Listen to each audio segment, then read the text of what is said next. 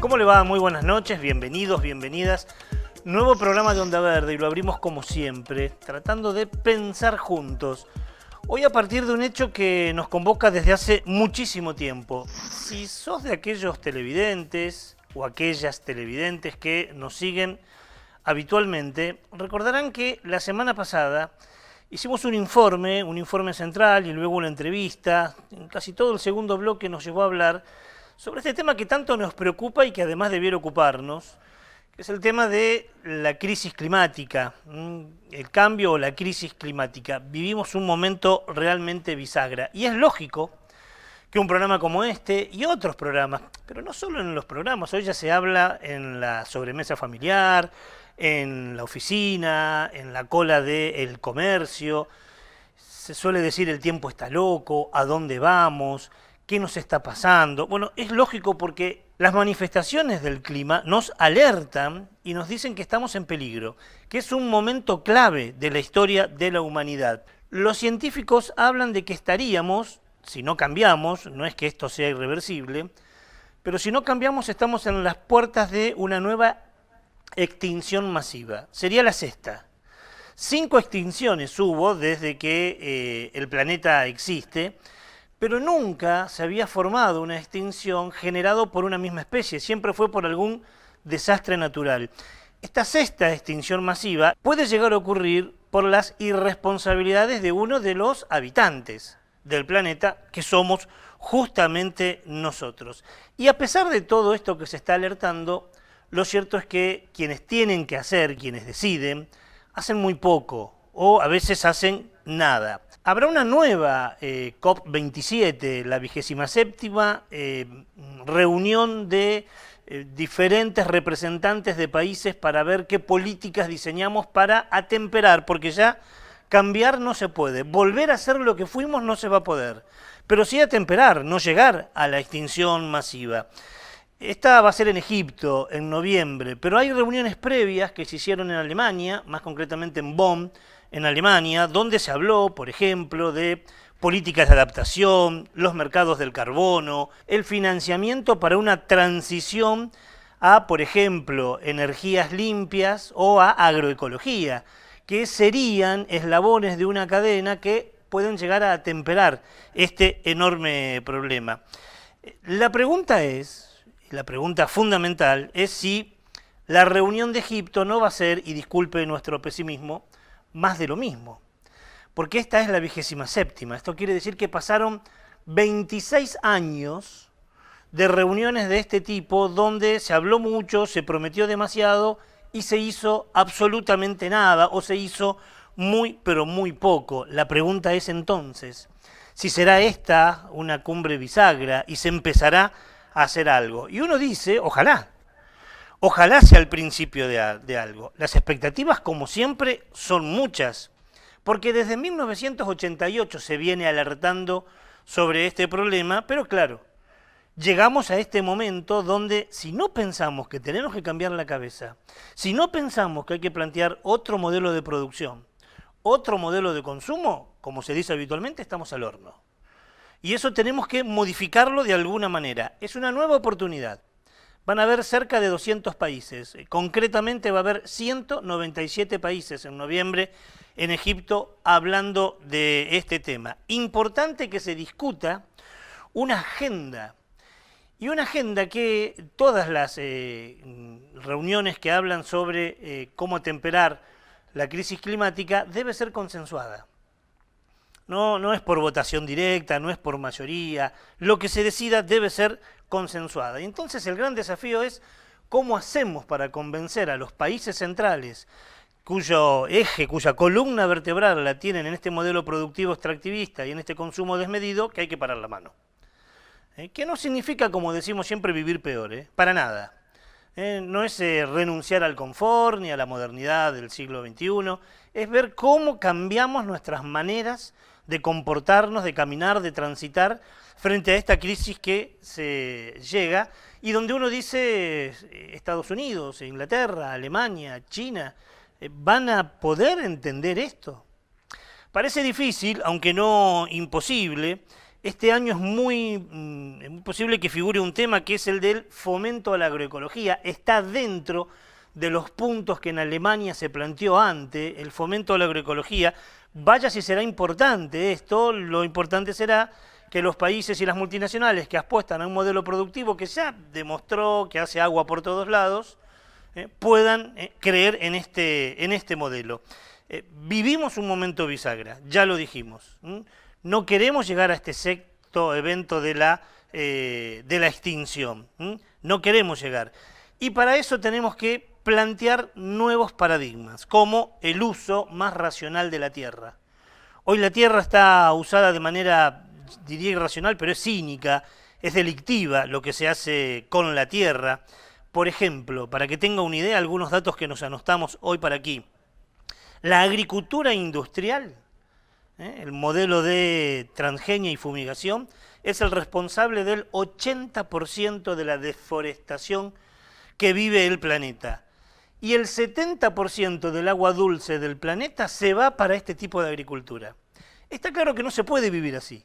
Por más que nos digan que las buenas prácticas, que esto y lo otro, no se pueden si necesitan sacarle el 80% de los árboles al planeta y el 70% del agua que necesitamos para consumir, que es indispensable, se va para este tipo de actividad.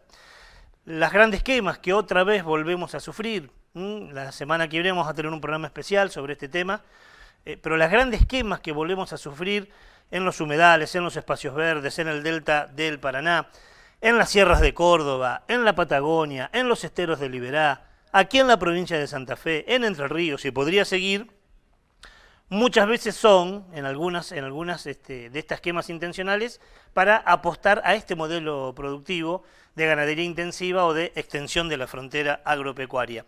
Y después de lo que vivimos el año pasado, dijimos, bueno, aprendimos, ¿no? ¿Se acuerdan? Las llamas, la cantidad de especies que perdimos, dijimos aprendimos, pero no. Estamos en este momento, mientras nosotros estamos haciendo el programa, se está quemando montones de hectáreas de espacios verdes en nuestro país, en islas, en humedales, con pérdida de flora, con pérdida de fauna. El año pasado, cuando hablábamos con Rafael Lasmanovich, por ejemplo, nos decía que lo que se había perdido era especies vegetales que estaban en floración, o sea que esas las perdimos para siempre. O perdimos especies de fauna que se estaban apareando, quiere decir que la perdimos para siempre, que son especies en extinción.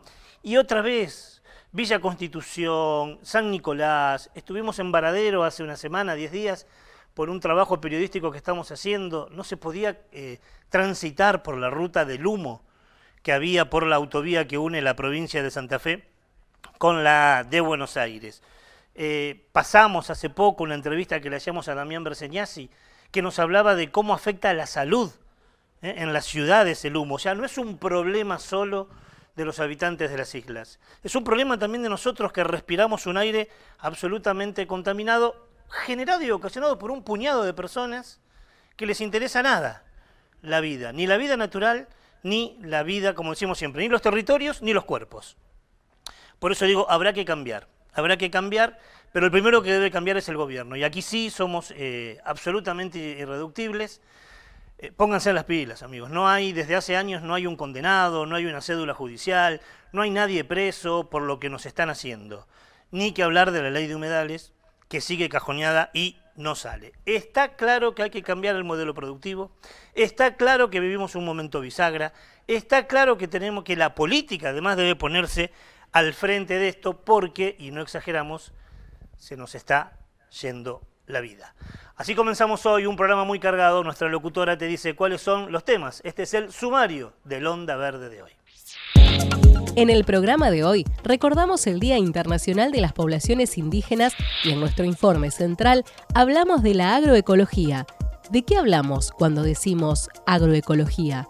¿Es posible practicarla? Hablamos de estos temas con Virginia Liponeski, integrante del consorcio de productores La Verdecita. Además, nos contará sobre los sistemas participativos de garantía. Hoy volvemos a viajar imaginariamente. Nos vamos al Parque Nacional Los Arrayanes. Como cada programa, tendremos las 3 noticias ambientales de la semana en nuestras luces del semáforo. Subite a la Onda Verde, el magazine ecológico de la televisión regional. Ahí en el sumario, Ángela, nuestra locutora, nos hablaba de una efeméride que se cumplió el lunes pasado, el 8 de agosto, fue el Día Internacional de las Poblaciones Indígenas. No queríamos en un programa como este no honrar a aquellas poblaciones que en realidad nos enseñaron el respeto a la tierra, el respeto a la madre tierra, a la Pachamama. Se celebra cada 8 de agosto en conmemoración de la primera reunión que tuvo el grupo de trabajo de Naciones Unidas que habló de este tema ya por 1992. Mire, está piola que haya una fecha que visibilice este tema, ¿no? Y que una vez al año, al menos en todo el mundo, se piense a pensar eso. Si me permite una pequeña observación, no sé si es la mejor fecha la que se eligió. Como allí en agosto del 92 fue la primera vez que Naciones Unidas se juntó a discutir este tema, pongamos este día. Seguramente hay otras fechas mucho más fuertes o más simbólicas para hablar de los pueblos originarios. Pero bueno, aprovechemos esta excusa para plantear algunas cosas. Existen alrededor, casi 500 millones de indígenas viven a lo largo de 90 países en el mundo. Más concretamente, 476 millones de integrantes de pueblos originarios viven en el mundo. Eso es algo así como el 5% de la población mundial. Si quiere pensarlo en términos criollos, son 10 Argentinas, ¿sí? Según el último censo, somos casi 50 millones de habitantes, son como 10 Argentinas.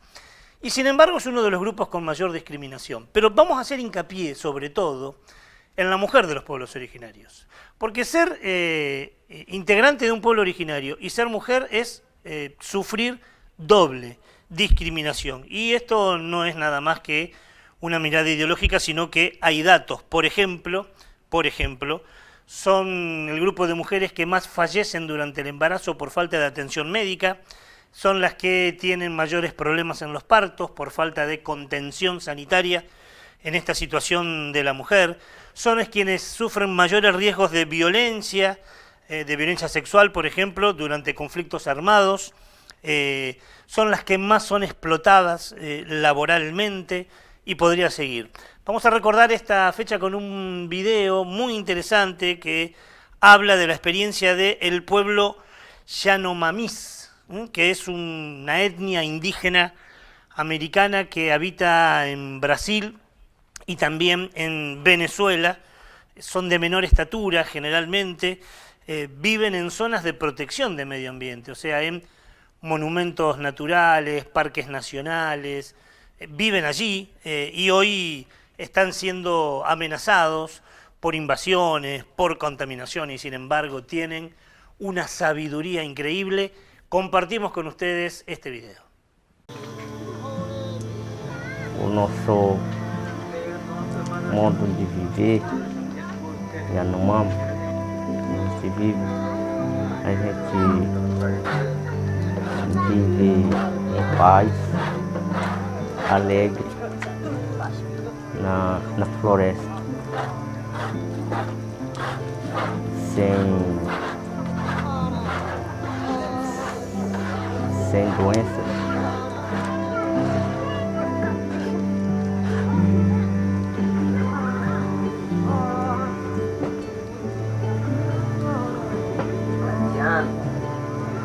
Nada foi bom, nada que foi respeitado as terras indígenas demarcadas.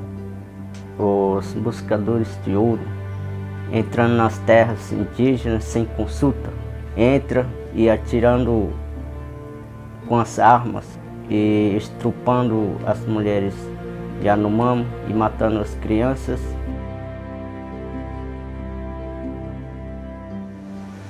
Cada vez mais prejudicando os rios por causa do mercúrio. Os nossos espíritos sabem e nós sabemos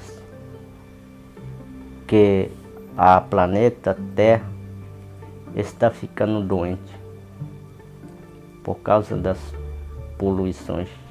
Se continuando assim, um dia todos nós vamos ser acabados pelo planeta Terra.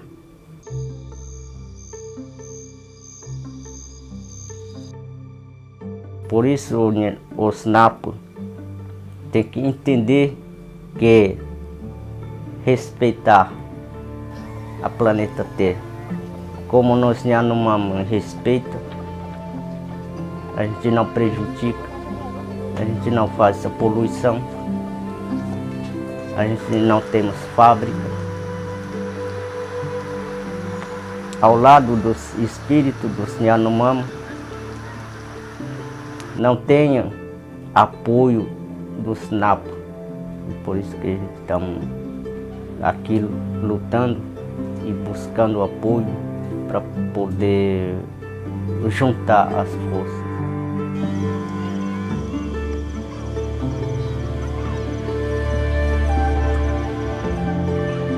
Para o futuro dos nossos jovens, para que continuem lutando.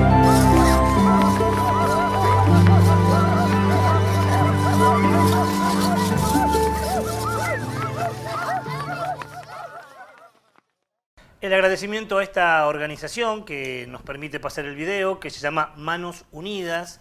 Es una institución cristiana que trabaja fundamentalmente con los problemas que sufren varias poblaciones de hambre, de miseria, de enfermedad, de desarrollo, de falta de acceso al agua, de discriminación, y por eso hicieron este video. Así que muchas gracias por poder compartir este video. Momento de presentar la primera luz del semáforo. Es la luz roja, es la mala noticia de la semana. Y por eso voy al encuentro de alguien que extrañábamos mucho, que nos había abandonado. ¿Cómo va, Paula? Todo bien, después de unas pequeñas vacaciones finalmente volví. Como se suele decir, injustificadas e inmerecidas vacaciones. Aquí está Paula para hablarnos de la Cruz Roja, lo decíamos en el editorial, problemón. ¿Volvieron las quemas? Vuelven las quemas una vez más, y ya lo veníamos hablando siempre, casi un tema recurrente en nuestro programa. Pero esta vez la situación se está saliendo completamente de control. ¿Por qué? Porque en Rosario el humo invade completamente la ciudad y los habitantes, los ciudadanos, muestran su preocupación, están realmente asustados. Están aterrorizados, y esto lo muestran no solamente en conversación con los distintos medios de comunicación que están mostrando, están evidenciando esta situación, sino también que muestran su disgusto por las redes sociales.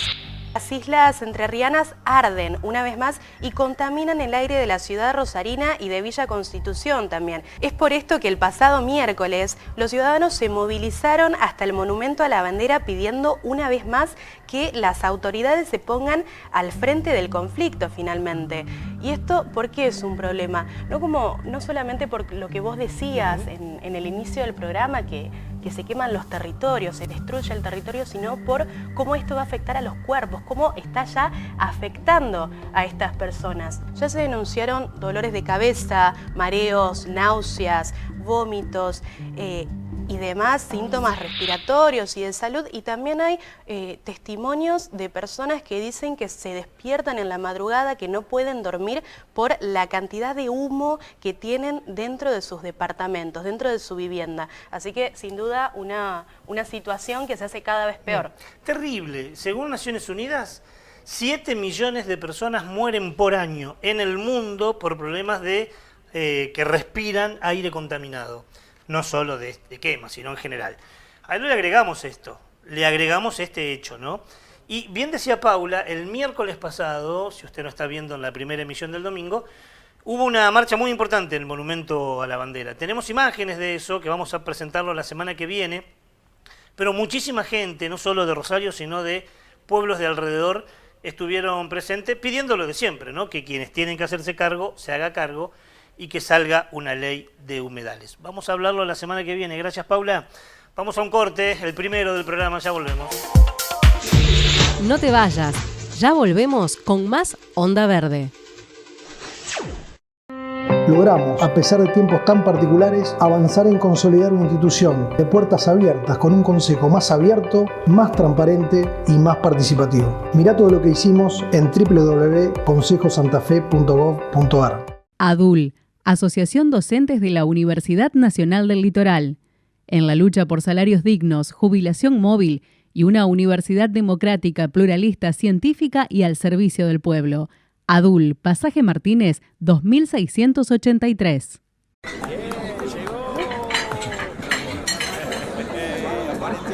Los mejores sonidos de una juntada en la mejor esquina de Santa Fe. India Pizza and Coffee. Totalmente renovado. Abierto todos los días en Francia y Santiago del Estero. Búscanos en redes sociales. India Pizza and Coffee.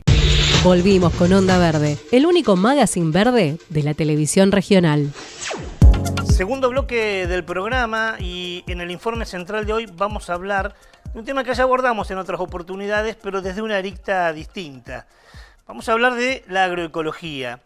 ¿Y por qué hablar de la agroecología? Bueno, fundamentalmente porque, y a mí me parece, después le vamos a preguntar a nuestra entrevistada, pero me parece que la pandemia, entre las poquitas cosas positivas que nos dejó, es que algunos descubrieron o redescubrieron una manera de consumir, de llevar a su mesa familiar productos distintos.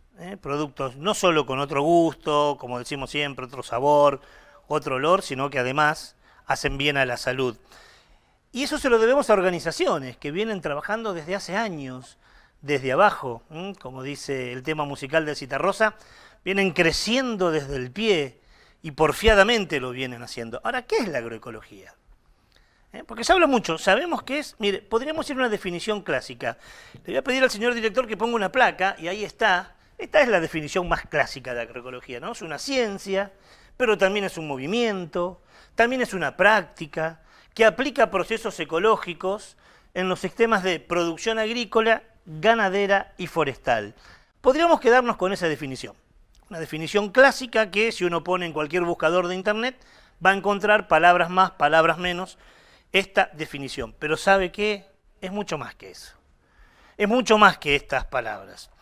Hace un tiempo prolongado, le diría cuando comenzábamos esta locura de Onda Verde hace ya casi 9 años, una de las tantas personas que entrevistamos es una amiga personal y del grupo, que es Virginia Liponetsky, y que es digo una porque son varios, pero una de las columnas vertebrales de un proyecto bellísimo que se llama La Verdecita.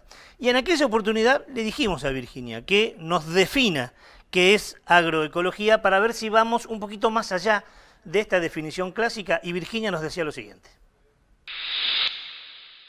La agroecología plantea cuidar los mercados locales. Lo importante es cuidar los mercados locales, entre muchas otras cosas.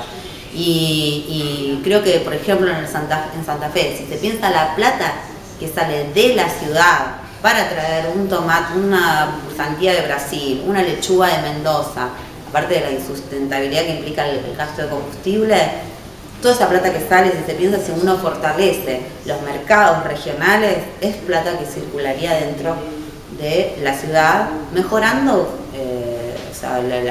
todos los habitantes, no solamente el que produce. Este es un tramo, pero como vemos aparece otra arista de la agroecología en esta definición que nos hacía Virginia. Esto es de nuestro primer programa de Onda Verde, hace un poco más de 8 años, cuando comenzábamos en este canal esta producción. Es concretamente de agosto del año 2014 y que está guardado en nuestro archivo. Hoy muchas organizaciones, pero muy distintas, el Papa, Naciones Unidas, por nombrar solo algunas, dicen que hay que cambiar de modelo. Que este modelo, el modelo de agroecología, es al que hay que ir. Ahora, ¿cuál es el modelo que se critica? Lo vemos ahora. Que el modelo es un modelo que no tiene futuro, o sea, el modelo puede tener futuro para algunos, que no tenemos futuro con ese modelo. No tenemos futuro porque lo que hablaba hace un rato, o sea, lo que te lleva millones de hectáreas de soja y miles de millones de litros de veneno, digamos, tirado arriba de la gente y en el alimento que consumimos, no hay futuro posible. Ella la conocemos, ¿no? Es la entrañable y extrañable, ambas cosas, Chabela, ¿no? Chabela Zanutic, que es una de las fundadoras, entre tantas otras cosas en Santa Fe, de La Verdecita, y que hace 8 años también nos decía, es un modelo agotado. Es un modelo, ¿se acuerdan cuando hablamos con Horacio Beldoménico hace un par de semanas atrás? Que nos decía lo mismo, es un modelo agotado. Bueno, hace casi 10 años que ya se planteó que este es un modelo agotado. Y por eso muchos productores tienen en claro que quieren producir de otra manera. Pero claro, no les es fácil porque son muchos los problemas. Si recordarán también, hace un tiempo atrás, hablábamos aquí del problema de la posesión de la tierra. Muchos de los productores que quieren escapar a este modelo, que quieren hacer algo más sano, y además más redituable, porque tienen que gastar mucho menos en paquetes tecnológicos, no son propietarios de la tierra. Y la alquilan. Y cuando la alquilan es una tierra enferma. Y tienen que esperar un tiempo para sanarla. Y muchas veces ese tiempo que se preocupan para sanarla es el tiempo que tienen el contrato de alquiler y no necesariamente se lo van a renovar. Entonces, es un problemón, ¿no? Siempre decimos nosotros, hace falta un procrear rural que pueda hacer que esta gente tenga su propia tierra, donde trabajar y en lo posible también en el mismo lugar donde vivir. Y esto es una gran injusticia por lo que decíamos también hace un tiempo. La mitad de la tierra productiva, la mitad de toda la tierra productiva del país está en manos de 1.200 entre personas y empresas. La mitad. Todos los demás tienen que procurarse la mitad de la tierra. Pero además, mire qué injusto es, el 60% de los alimentos que consumimos en la Argentina, el 60%, más de la mitad, es producido por estos productores, es producido por este campesinado, por pequeños productores familiares, por productores agroecológicos que tienen que generalmente alquilar la tierra. No es un tema nuevo este, ¿eh? La misma Virginia Liponeski hace un tiempo, allá por el 2015, también lo planteaba. Productores que están con sus familias viviendo en el lugar o viven en un lugar y alquilan un pedazo de tierra cercano. Nadie es dueño de la tierra, por lo cual una transición a la agroecología se hace muy dificultosa, porque la agroecología es pensar un sistema integral en donde la actriz número 1 es el suelo y el mejoramiento de la estructura del suelo, como también pensar un diseño de producción en donde haya cortinas de árboles para proteger la producción, hace necesario que uno tenga una previsibilidad de la tenencia de la tierra al menos por 20 años, lo cual no solamente no está sucediendo hoy, sino que hoy se está sumando algo que es realmente peligroso para el reaseguro de la soberanía alimentaria local y de los compañeros que viven de esto, que es la especulación inmobiliaria. Y a este tema, el tema de la propiedad de la tierra, que tan claramente explicaba Virginia, le agregamos uno más que va a ser el eje de lo que vamos a hablar ahora, que es la certificación. Que el consumidor, cuando va a comprar a una feria o algún lugar y se lleve algo, esté avalado, esté seguro que lo que lleva es un producto hecho por otras manos, por otra cabeza, por otro corazón. Que es un producto agroecológico, que no solo se diga, sino que esté avalado, que haya alguna certificación, algo por lo cual algunos movimientos como La Verdecita lo viene trabajando desde hace ya mucho, pero mucho tiempo. Allá en el 2015, en aquella misma entrevista, ya Virginia lo planteaba.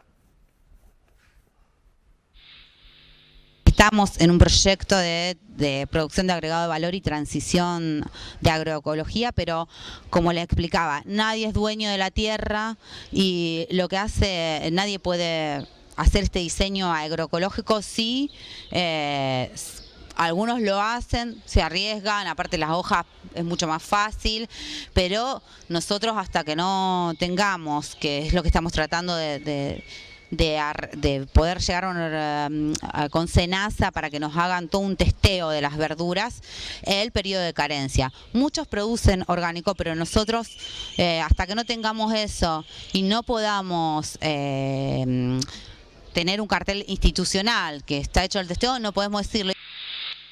Ahí Virginia hablaba de un cartel institucional, de un sello, lo decía en el 2015. Mire, le adelanto, me parece que si no lo consiguieron pegó en el palo, que está muy pero muy cerca. Así que le vamos a preguntar a ella, como siempre, nuestra locutora Yeli Bonancea, Nos presenta nuestra entrevistada de hoy, que es Virginia Liponeski.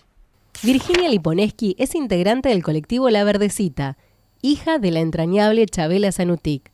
Continúa con el legado de coordinar junto a otros este consorcio de productores. Impulsora de la Escuela Vocacional Agroecológica, amante de la naturaleza y defensora del comercio justo. Bueno, ahí estaba la presentación, quién es nuestra entrevistada de hoy, que ya la vimos, pero que ahora por esas cosas de la magia de la televisión la tenemos aquí en nuestro estudio en carne y hueso. Virgi, gustazo y gracias por venir hasta acá. No, muchas gracias a ustedes, siempre es un gusto estar acá. Bueno, ahí hacíamos una irrespetuosa crónica, muy irrespetuosa de este proceso. Ya te voy a preguntar sobre la certificación, pero te doy 1 o 2 minutos, porque ya mucha gente lo sabe y lo conoce, pero para que le explique a aquel que no lo conoce, que vos formás parte de un movimiento, de un consorcio que se llama La Verdecita, ¿de qué se trata? Y bueno, La Verdecita es una organización de base comunitaria, en donde está nucleado, por un lado, el consorcio de pequeñas productoras y productores hortícolas, que son todas las familias productoras sin tierra, pero que producen la horticultura, la verdura que la señora y el caballero llevan todos los días a su mesa. Y nos nucleamos hace tiempo para buscar estrategias mancomunadas para soluciones en comunes. Y también en La Verdecita está el colectivo de La Verdecita, de mujeres de La Verdecita, que siempre tratamos de accionar y llevar adelante actividades y programas en donde poner estos temas de agenda que son tan necesarios. Y bueno, y la EVA, que es la Escuela Vocacional de Agroecología, que ahora está como en un parate, pero que también fue algo hecho muy a pulmón y con esfuerzo, con esta idea de que haya un espacio donde circule el conocimiento, tanto teórico, pero sobre todo el conocimiento práctico en relación a estos temas. Y esto comenzó, habrá que decirlo, con tu vieja, sí, con la entrañable y extrañable Chabela, pero ¿cuánto hace que esta idea comenzó a germinar? Y en realidad yo creo que la idea de la comensalidad y pensar que comemos es algo que siempre estuvo y se fue mutando, ¿no? Con las compañeras, desde ese pensamiento del sindicato de ama de casa y el trabajo del cuidado. Década del 80 estamos hablando. Del 80 y el reconocimiento que ahora sí se trabajo de cuidado, pero el trabajo del ama de casa y qué es reproducir la vida y quién está encargado y qué es. Y pasando por los avatares de nuestra historia de país, después del 2001, que deje de existir olor a comida en las calles, como siempre decían las compañeras, y qué pasaba ahí, y las ollas, ¿no? La política y la comida y la producción de alimento creo que es algo que siempre estuvo entramado y presente. Y volver, como decían las compañeras, que eran muchas urbanas, a ese recuerdo de la abuela o de la madre y la gallina al final del patio y decir, bueno, entre medio, ¿qué pasó? ¿No? Preguntarse qué pasó y cómo fue transformándose todo. ¿Y por qué, no? ¿Quiénes ganaron y quiénes perdieron? Allá en el 2015, una Virginia con pelito muy corto. Y negro todo. Nos decías que estaban buscando un sello, una certificación. Era el inicio. ¿Van a tener un sello? Ya tenemos un sello. ¿Ya tienen un sello? Tenemos un sello que para nosotros fue un paso muy importante, para todos los productores y las productoras, para las consumidoras y consumidores también, porque en realidad hace mucho que queremos esto que son los sistemas participativos de garantía, que es una herramienta maravillosa que fue creada en Brasil, también en los años 90, con un poquito para diferenciarlo de lo que es la certificación, ¿no? Donde la certificación es un conjunto de procesos que hacen empresas para decir, bueno, esto tiene una trazabilidad, este producto. Entonces, a diferencia de eso, los sistemas participativos de garantía es un proceso de mucha participación de la comunidad, de un reclamo de las familias productoras, de las familias consumidoras y de diferentes estamentos de la sociedad civil y del Estado, que más allá de certificar y garantizar el proceso, también es una construcción de empatía, de puentes y de ponerse de compromisos de los productores, de compromisos también de los consumidores. El visto a la consumidora no solamente como alguien que exige, sino como alguien que entiende el consumo como un acto político y se quiere empapar de cómo es quiénes son, cómo se hace, y en la elección de lo que consume tiene un compromiso también y una posibilidad de generar un cambio. Está buenísimo esto porque vos lo diferenciabas con la certificación. Uno va a un supermercado, a los clásicos supermercados, y encuentra generalmente una góndola o una heladera muy chiquita, una entre montones, donde dice aquí hay productos orgánicos o productos agroecológicos, que por lo general vienen envueltos en plástico o en un packaging que no es del todo recomendable. Pero son carísimos. Sí. ¿Y este va a ser caro también? No, Ah. eso es creo que otra, aparte del proceso participativo, justamente como la agroecología, también un poco diferenciándola del concepto orgánico, porque también los conceptos está bueno discutirlos, Claro. porque siempre están en disputa. Ujú. Si lo sabremos, ¿no? Con lo de los biocombustibles, las hojas sustentables, como Las buenas prácticas. las buenas prácticas, como siempre discutir los conceptos es parte de hacer política, y la agroecología también plantea eso. La agroecología es generar comunidad. Y lo orgánico es las características de un producto. En cambio, la agroecología es pensar en que tiene un proceso que está adecuado y pensarlo con las posibilidades de la familia productora, con las posibilidades de tu lugar local, y pensar en autonomía. Y en este sentido sabemos que una certificación es muy cara y aumenta el valor, porque Claro. alguien lo va a tener que Que pagar. lo- Es claro, como las que lo paga el propagandas. consumidor, Las propagandas sí. que vemos a veces, eso es parte de la conformación del precio. Entonces, la certificación participativa es totalmente gratuita y se trata de un proceso colectivo. Ujú. ¿Cómo es ese proceso colectivo? Porque vos hablas, bueno, se llaman sistemas participativos de garantía y decís, los productores, o sea, esa señora, ese señor que ahora está en Montevera y que viene trabajando desde hace mucho tiempo de manera agroecológica, lo certifica, lo garantiza, pero decís que también hay un grupo de consumidores. ¿Cómo es esa unión? Y sí, eso es lo muy interesante, porque nosotras veníamos, se truncó con la pandemia como tantas cosas, hicimos una vez una reunión donde participó gente de Agricultura Familiar, del INTA, del Ministerio de la Producción y también de la Secretaría de Economía Social de la Municipalidad de Santa Fe, con la idea de formar un consejo. Lo que necesita el sistema participativo de garantía es las familias productoras Claro. con el deseo de producir agroecológico, las organizaciones de consumidores responsables o consumidores, que nosotros tenemos un grupo ya hermoso y con mucha empatía en el chat, que fueron los que votaron este sello, y organismos del Estado o de la universidad. Entonces ese consejo por una parte garantiza este proceso con visitas, con un protocolo construido de forma democrática y asamblearia y adecuado a las posibilidades.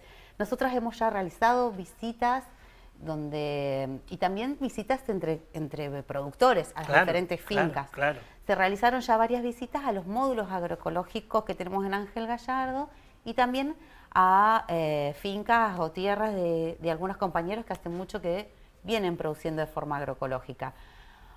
Para tener esta garantía del proceso, pero también para ver directamente cómo es el trabajo, no solamente en la tierra, sino como tenemos en Ángel Gallardo, nuestra biofábrica.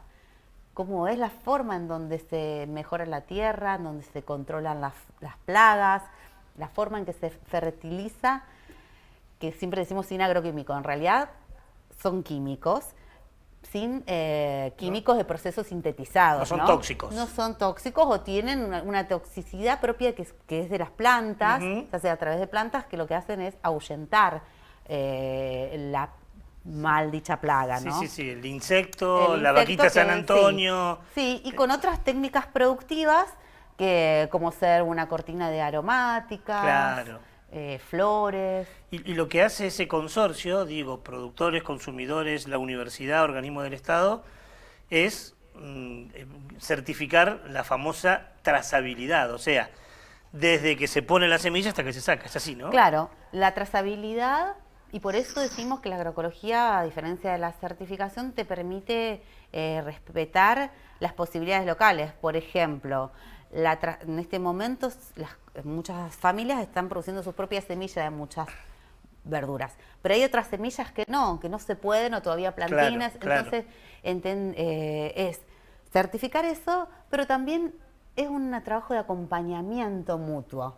o sea, ir más allá de te vigilo a ver si lo hiciste bien, ¿no? De este acompañamiento mutuo y comprendernos entre consumidoras y productores.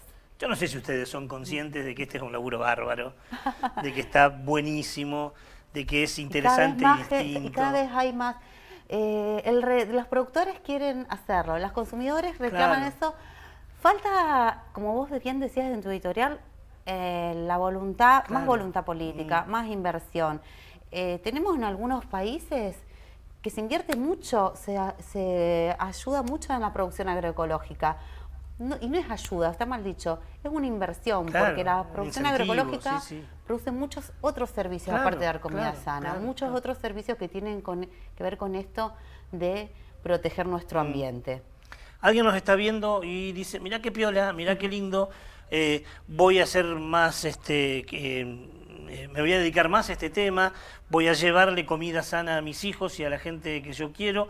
Desconocía a lo mejor que ustedes están, dónde pueden encontrarlos, dónde pueden no solo ir a comprar, porque uno que va mucho, tanto a Stanislao Ceballos donde están ustedes, como a la feria, es un lugar donde aparte se charla, se aprende, se pregunta. Bueno, ¿cómo los encuentran? Bueno, como vos decís, una cosa, las ferias no solamente son un hecho económico, son un hecho cultural, de ocio y político, donde corren muchos conocimientos. Nos encuentran en nuestra feria todos los sábados de 8 a 2 en la Plaza Pueyrredón, una de las plazas más hermosas de nuestra ciudad. Nos encuentran en la explanada del Ministerio de la Producción en Boulevard los días jueves. Los días miércoles estamos en nuestro local de Stanislao Ceballos 2770. Así que, bueno, tienen para elegir. No hay excusa, no hay excusa. Miércoles, Stanislao Ceballos 2770, siempre por la mañana. Jueves, en la explanada del Ministerio de la Producción. Allí en Boulevard y Urquiza. Y los sábados, la Plaza Pueyrredón, Plaza de los Dos Lunas, Plaza de los Artesanos, como usted quiera. Allí en Boulevard y Alberdi, también los encuentran durante la mañana. Allí va, puede comprar un producto agroecológico, puede comprar un producto sano, le va a gustar, va a ver que tiene otro gusto y puede hablar con los chicos y las chicas. No me quiero olvidar, estamos los martes en la explanada de Desarrollo Social. Bien. También los martes a la mañana. Estamos ahí, es nuevo, pero la verdad una recepción maravillosa. La verdecita Monopolio sería más o menos entonces, ¿no? No, pero está buenísimo y ojalá que todos los rincones de la ciudad tengan estos lugares, estas ferias. Virgi, gracias por venir. No, gracias a ustedes por todo, no solamente por este acompañamiento, por la agenda que tienen siempre presente y tan importante. Ya saben, allí están todos, en nuestras redes sociales también lo encuentran muchas de las actividades de La Verdecita, también en nuestro programa de radio, los sábados a la mañana en Radio Nacional, así que no hay excusa para no conocer a esta gente que es, como dice el poeta Hambre Lima Quintana, es parte de ese puñado de gente necesaria que necesitamos. En el otro rincón del estudio me está esperando Jan, lo voy a abandonar, va él solo y él te va a presentar, porque se prende, nuestra segunda luz del semáforo es la luz amarilla del día de hoy. Un grupo de científicos estadounidenses desarrolló una enzima que tiene la capacidad de devorar plásticos rápidamente. Según se informó, esta enzima puede comerse el plástico en cuestión de días y podría resolver el grave problema de acumulación de este residuo. El descubrimiento se probó en envases de botellas y telas de poliéster, siendo su resultado positivo. Actualmente el equipo de científicos se encuentra trabajando para poder preparar su aplicación industrial y así crear un verdadero impacto ambiental. Fundamental esto que planteás, porque gran parte de los residuos y de la basura que hay en el mundo que contamina las bocas de tormentas, por ejemplo, por el cual después cuando llueve se inundan nuestras ciudades, o que queda en los cursos de agua, contaminando cursos de agua, que es un problemón porque además afecta a toda la biosfera, es plástico. Así que si esto que por ahora es un experimento finalmente se lleva a cabo, vaya si será una muy buena idea. Ojalá que pase la luz verde. Ojalá que pase la luz verde y sería una muy buena idea. Como siempre, la solución pasa por otro lado, ¿no? Y por eso lo ponemos en luz amarilla. La solución pasa porque dejemos de usar tanto, pero tanto plástico. Pero bueno, en el camino, en la transición, vamos por acá. Bueno. Bloque extenso necesario, ojalá a usted le haya gustado tanto esa entrevista que hicimos con Virginia Liponetsky como a nosotros. Momentos de pequeño paréntesis, una pausa, ya volvemos. No te vayas. Ya volvemos con más Onda Verde. La democracia se construye desde el diálogo y la participación. Cámara de Diputados de la provincia de Santa Fe. Una organización trabajando por todas y cada una de las 40.000 familias municipales de la provincia. FESTRAM, la fuerza organizada de los trabajadores municipales y comunales de la provincia de Santa Fe. Cuidamos el ambiente recuperando. Donde otros ven basura, nosotros vemos oportunidades. Integral Reciclados. Trabajo del presente con la responsabilidad del futuro. Integral Reciclados. Gobernador Menchaca 7200. Santa Fe. Teléfono 3425 13 52 18.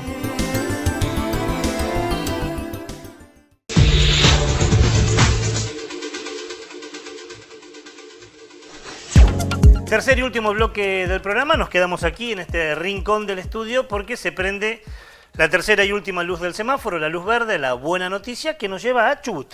Nos lleva a Chubut y es el caso de Montebianco, donde de manera completamente irresponsable se cortaron, se talaron ilegalmente, hay que aclarar, 1.200 ejemplares de la especie lenga, una especie más que importante en este sector del país.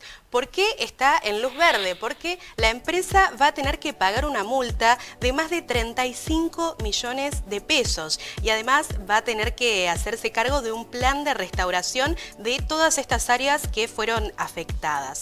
Esto lo informó la Secretaría de Bosques y también afirma que el daño causado es considerado de suma gravedad, completa y totalmente grave. ¿Por qué? Por la importancia que tenían estos ejemplares de estas especies. Entonces, además de la multa, una cifra acorde, podemos decir, a este crimen realizado, la multa la van a tener que pagar, la van a tener que abonar en un lapso de 30 días, o sea, de manera inmediata. Esa es la buena noticia, que se comete un delito, se comete un atentado contra esta especie, contra la naturaleza, pero es pagado. Está bueno de los 30 días, porque conocemos otras experiencias que lo multan y después no lo pagan. El daño es irreversible igual, el dinero no va a temperar el daño que se cometió, pero bien utilizado podría, como decimos habitualmente, remediar y volver a plantar especies ahí, que vamos a tener que esperar un tiempo para que cumpla esa función, pero peor es nada, ¿eh? Así que por eso Paula lo pone en la buena noticia de la semana, en la luz verde. Y hablando de bosques, hablando de especies arbóreas, ¿por qué no viajar un poquito, aunque sea con la imaginación? Presentamos nuestro recomendado natural. Hoy nos vamos para el sur del país a conocer un lugar bellísimo. Vamos a conocer el Parque Nacional Los Arrayanes.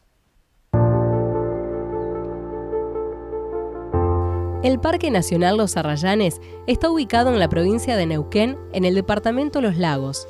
Ocupa casi 2.000 hectáreas de la península de Quitregüe, sobre la ribera norte del lago Nahuel Huapi.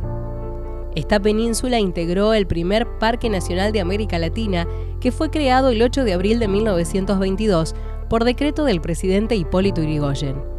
El clima es frío y húmedo, con intensos y constantes vientos del oeste. El valle en que se ubica es de origen glaciar y hacia el oeste se levanta la cordillera de los Andes. De enorme riqueza vegetal, este parque exhibe una muestra del bosque andino patagónico, en el que predominan las especies semideciduas alternadas con turberas, cuya extensión crece en latitudes más australes. Su especie más importante, sin lugar a dudas, es el arrayán, un árbol nativo de sutil encanto, con una corteza color canela cubierta de manchones blanquecinos, que crece muy lentamente a orillas de ríos y lagos y puede alcanzar los 15 metros de altura.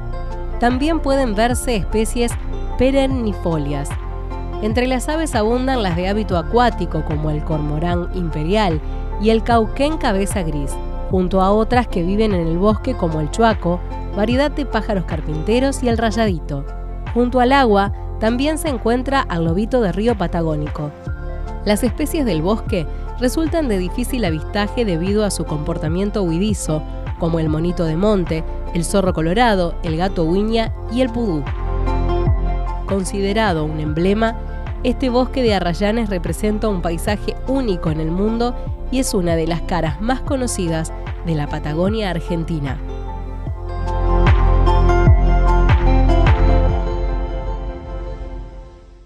Y ahora me vengo aquí al centro del estudio para presentarles el recomendado cultural. Son aquellas producciones que nos invitan a seguir pensando sobre algo de lo que hablamos en el programa.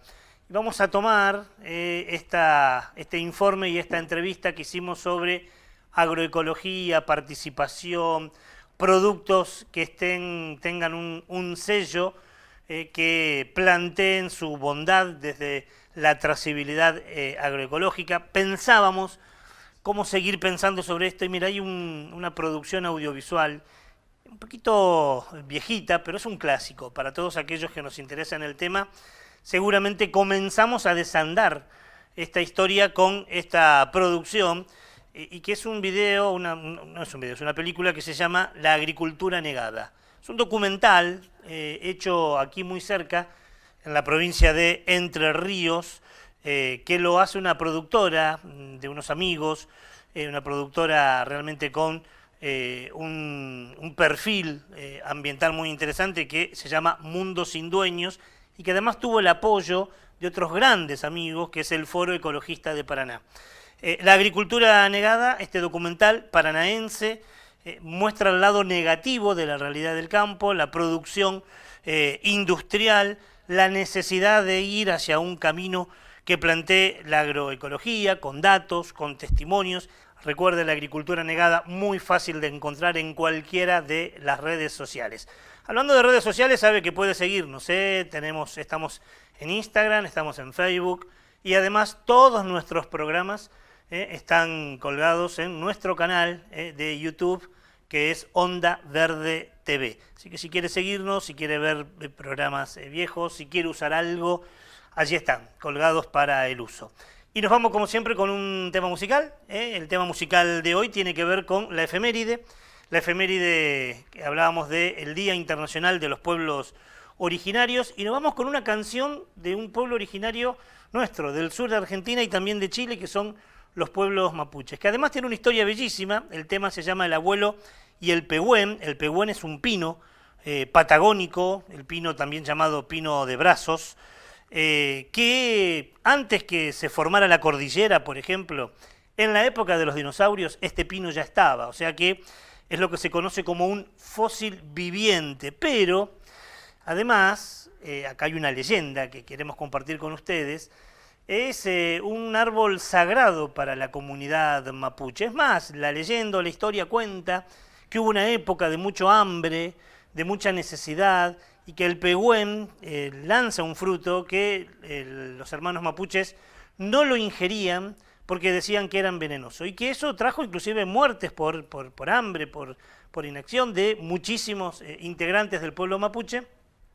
Y la leyenda cuenta que en una de esas búsquedas de jóvenes por alimentos se encontraron con un anciano de barba blanca profunda y que les dijo: pueden comerlo, tienen que tostarlo o hervirlo, pero pueden comerlo, que a partir de allí empezaron a comerlo, que se salvó del hambre gran parte de la población mapuche y que le agradecen a este pino patagónico, el Pehuen, haberlo salvado. Por eso es un árbol sagrado y muchas veces con un piñón en la mano o con una rama de Pehuen, los mapuches suelen rezarle mirando al sol. De esta historia musical nos habla Rubén Patagonia. Le mandamos un abrazo enorme a Rubén, que se está mejorando de a poco de su salud aquí en Desvío Arijón, y lo extrañamos tanto en los escenarios. Rubén Patagonia nos habla de El Abuelo y el Pehuen. Bellísimo tema musical, con eso nos vamos. Será hasta la semana que viene, si le parece bien, para hacer un nuevo programa de Onda Verde. Gracias por todo, hasta la semana que viene. Mi abuelo me enseñó con piñones de un Pehuen a contar hasta 10 y sémbralo después.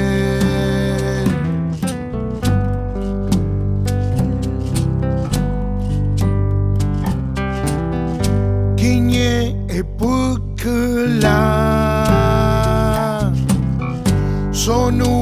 1, 2 y 3. Melique Chucayu. Son 4, 5, 6. Regle pura y ya. 7, 8, 9. Y para terminar,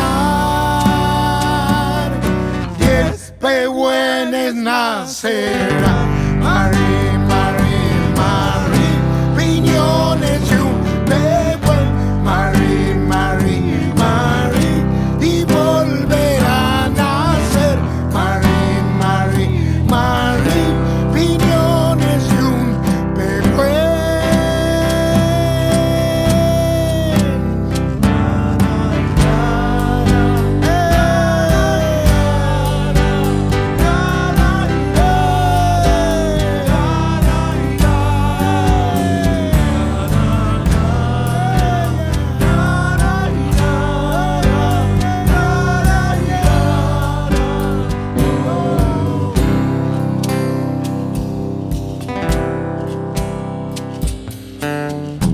Ayer murió el pehuen por la ambición de aquel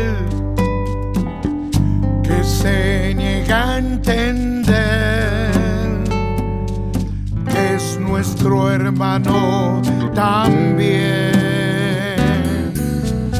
Mi abuelo me llevó hasta el pehuen aquel con el negüen del sol. Contemos hasta 10, sembrémoslo después.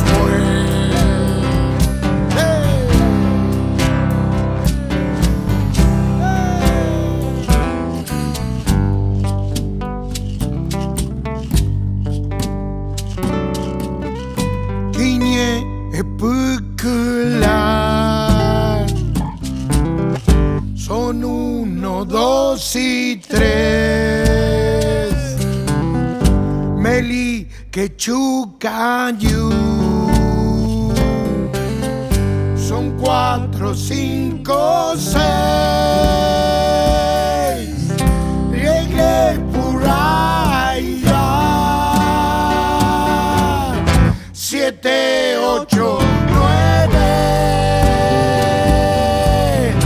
Y para terminar, 10 pehuenes nacerán.